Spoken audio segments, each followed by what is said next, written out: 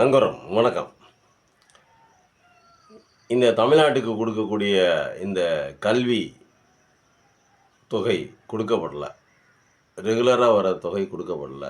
கேட்டதுக்கு என்ன பண்ணிட்டாங்க என்னன்னா, நீங்க பிஎம்ஸ்ரீ திட்டத்தில கையெழுத்து போடணும். புதிய கல்விக் கொள்கையை ஏத்துக்கணும். புதிய கல்விக் கொள்கையை ஏத்துக்கிட்டா தான் உங்களுக்கு இந்த நிதி கொடுக்கப்படும் அப்படின்னு சொல்லிட்டு சொன்னாங்க.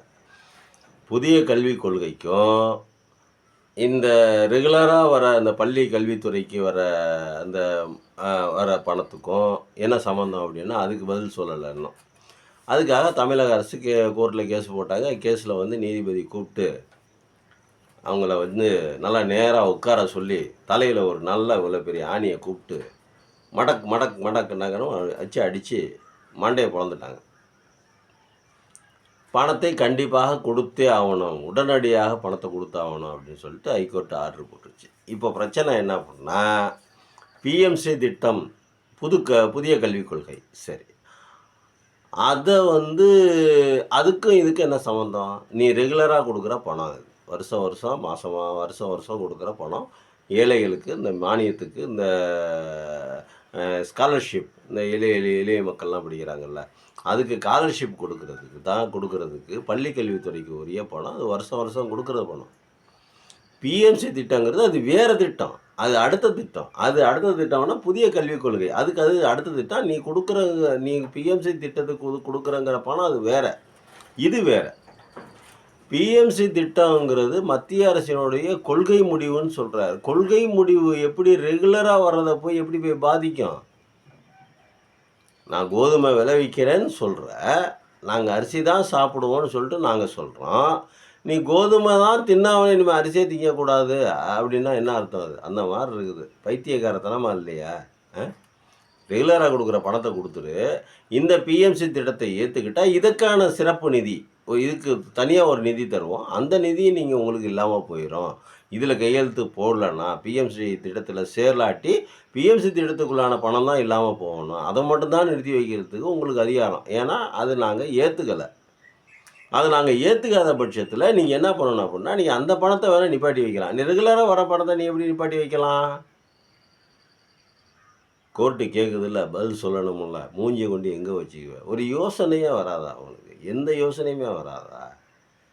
ஏன் கோர்ட்டில் போய் போய் போய் போய் ஒவ்வொரு இதுக்கும் ஹைகோர்ட்டாக இருந்தாலும் சரி, சுப்ரீம் கோர்ட்டாக இருந்தாலும் சரி, எதுக்கு அசிங்கப்படுறீங்க?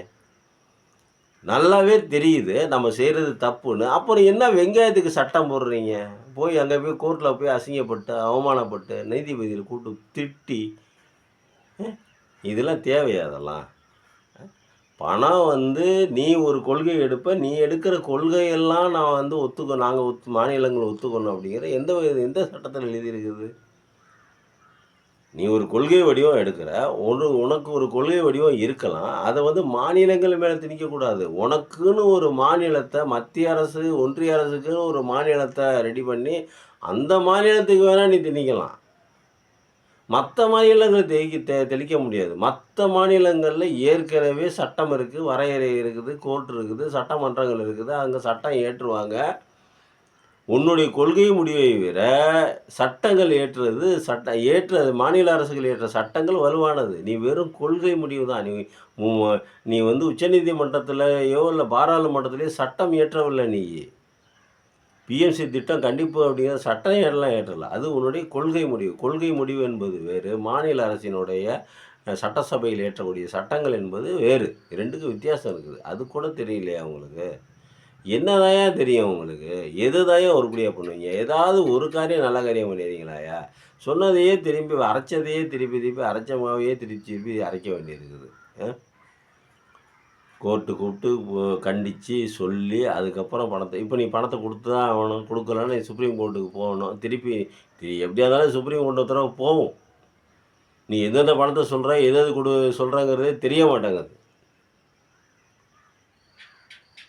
பிள்ளைங்க படிக்கிற கல்வியில் கிட்டத்தட்ட 40-50 லட்சம் குழந்தைகள் படிக்கிற கல்வியில் போய் கையை வச்சுக்கிட்டு விளையாண்டுக்கிட்டு கரண்ட்டு ஷாக் அடித்த மாதிரி இப்போ ஒவ்வொன்றுக்கும் திமுக கோர்ட்டுக்கு போய் அலையணும். நியாயமாக கேட்ட எதுவும் தரதில்லை.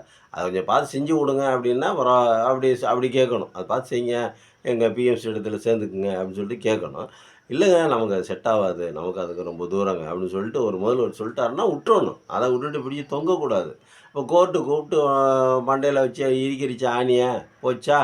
உள்ளதும் போச்சா? நல்ல கண்ணா அப்படின்னு. இப்போ பணத்த குடுப்பீங்கள்ல? எந்தெந்த பணத்த எவ்வளோ பணத்த தர போறீங்க? பிஎம்சி திட்டத்துக்குள்ளான பணம் வேணாம் எங்களுக்கு. எப்பயும் ரெகுலரா வர பணம் வேணாம். ஏற்கனவே முதலமைச்சர் சொல்ட்டாரு. நீங்க 5000 கோடி இல்ல 10,000 கோடி குடுத்தா கூட எங்களுக்கு வேணாம். நாங்க புதிய கல்விக் கொள்கையில கையெழுத்து போட மாட்டோம்னு சொல்லிட்டாரு. இன்னுமா திருந்த மாட்டேங்கிறீங்க? இன்னுமா அப்படியே இருப்பீங்க? அட போங்கய்யா! என்னய்யா இப்படி இருக்கீங்க? நன்றி, வணக்கம்.